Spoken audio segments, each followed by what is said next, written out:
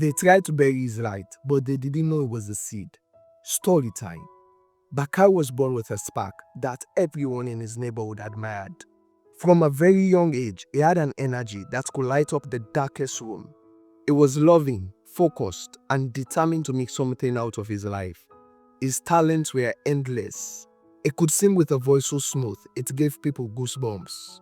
And when he danced, crowd gathered. People paid to watch him perform at local events, cheering and chanting his name. His parents believed in him. Teachers praised him. His friends envied him, but in a good way. Everyone said the same thing. This boy has a bright future. And they were right.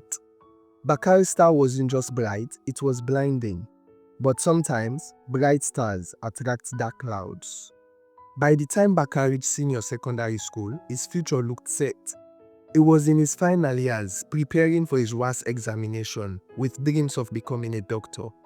That was when jealousy crept into his life in an unimaginable way. One of his relatives, someone he had eaten and laughed with, decided his light was too bright. They sent something evil his way, a cursed sun blown into his eyes. At first, Bakar thought it was nothing, maybe dust. He rubbed his eyes and continued laughing with his friends. By the next morning, he woke up to darkness, complete darkness. Panic set in. His parents rushed him to the hospital, to specialists, pastors, and imams. Everyone prayed, everyone hoped, but every treatment failed. Bakar, the boy who once danced with so much life, now sat in his room quietly, drowning in thoughts. The same eyes that had dreamt of a better future were now shut to the wall forever.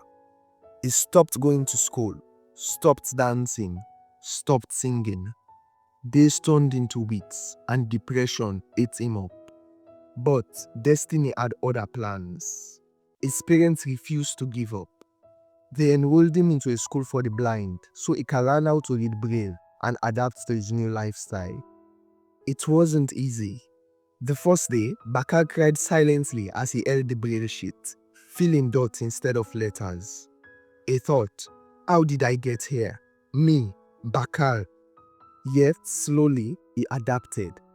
At his secondary school, he met two people that would change his life forever, Derek and Zama. They were also brilliant and full of hope and laughter. Together, they formed a bond like brothers. They studied together, worked home together, and encouraged one another.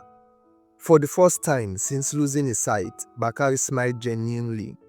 Though he had started over, switching from science to art, his brilliance shone even brighter. It turned his pain into determination. Every page of Braille he read, every question he answered, was a step towards proving that darkness cannot kill his light. Years later, when the WAS results came out, Bakar did what many thought was impossible.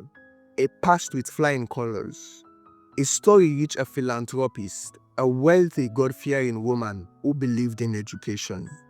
She sought him out, took him under her wings, and sponsored him through college. Bakar worked harder than ever. He studied law with passion and hunger, driven by all those who thought blindness was his end. 4 years later, he graduated with honors. Today, he is one of the most respected lawyers in Sierra Leone. His name is a symbol of resilience and hope. As for Derek and Zama, they are still his closest friends.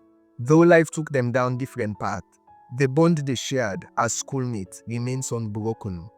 And Bakar, he now advocates for the visually impaired, builds schools, and proves to the world every day that your condition does not determine your destiny. Because when God says yes, no witchcraft can say no. The end. Today's shout out is going to Aisatu Bari from Kono. Thank you for watching. If you love stories like this and would love to see more, please give me a follow, leave a like, comment your name and where you're watching from to get shout out in my next video.